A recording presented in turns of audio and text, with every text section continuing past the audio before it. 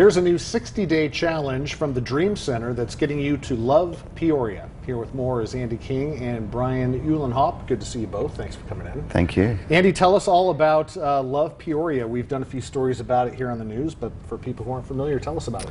Yeah, it all started last year. We did an event, and at the event was amazing, but then the event was over, and we felt we had to do something to really inspire the Peoria residents, Peoria area, to do something a little bit different for the next 60 days. Last night we had a big event at Bradley Coliseum to launch this.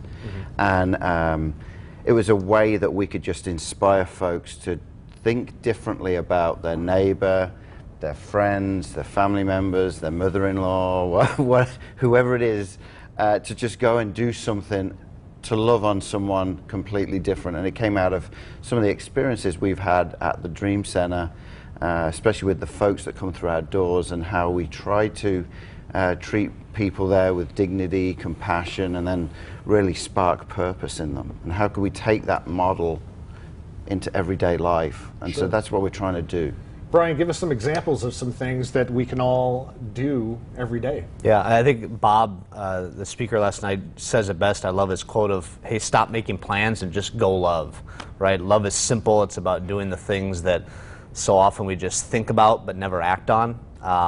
So some of the challenges are like, not just buy a cup of coffee for somebody, but sit down and talk with them. It's about going to meet that neighbor next door that you've never met and just say, hey, I was thinking of you. And one of them, I think, is to go around and say something nice behind somebody's back, a coworker. Simple things in the moment, and we just find that as you start doing that, you become inspired on what are some things you can do yourself. And I guess hopefully it becomes a habit even after these 60 days are up. And especially leading up to Christmas.